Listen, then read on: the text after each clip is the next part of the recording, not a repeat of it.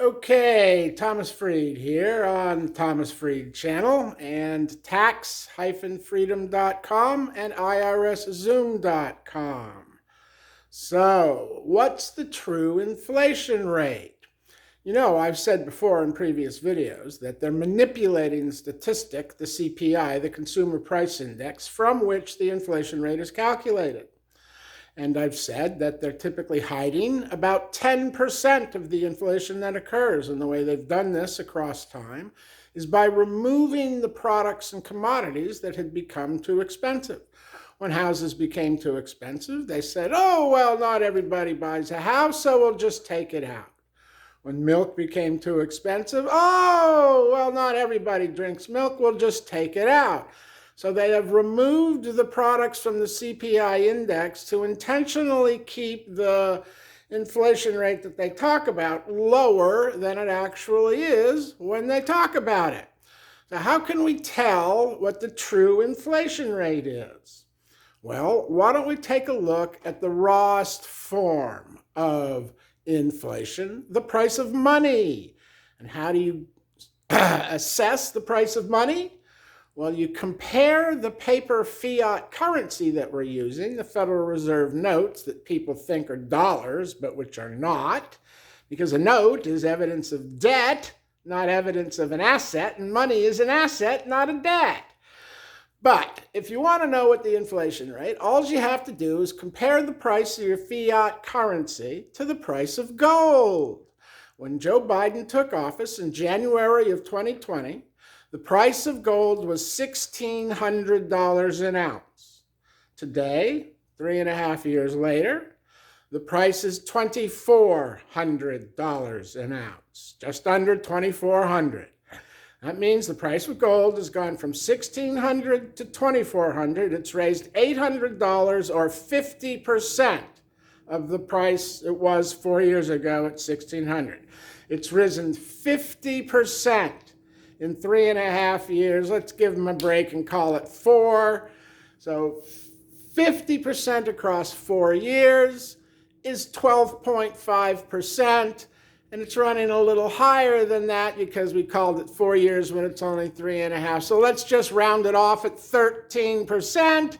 And they're telling you inflation is 3% because they hide 10%, and there it is. 13% is the rate of inflation according to the price of gold just inside Joe Biden's administration. Can we find any confirmation of this assessment of the true inflation rate? Well, why don't we look to the other commodity that pretty much measures inflation really well, because it's your energy. The price of gasoline. The price of gasoline, of course, has gone from $2.20 when Joe Biden took office to $3.45.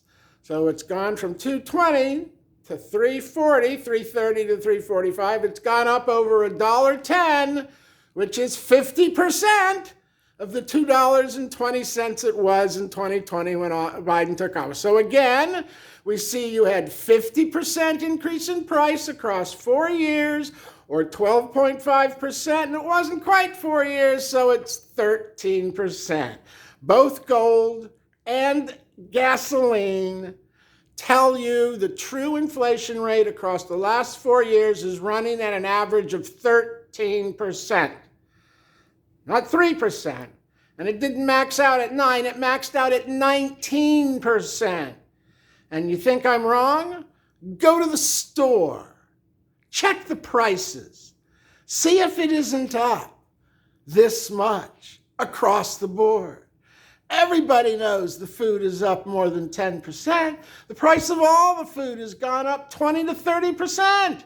Not quite the 50% of the raw money rating, but that's because food lags a little bit in inflation, because so much of it is basic commodity that price increases don't hit the food till the end of the chain when they work their way all the way back to the farm, which does actually start with the price of oil and the price of diesel, which is what the farm runs on. And of course, it also is tied to the cost of labor.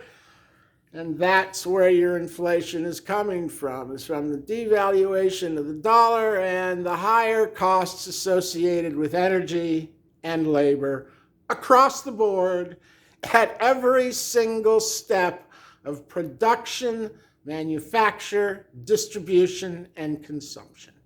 So there you have it. Inflation is really running at 13%, not 3%. There's the proof, hiding 10%, just like I told you. It's right there in the price of gold, right there in the price of oil, to tell you what the true numbers are on this situation.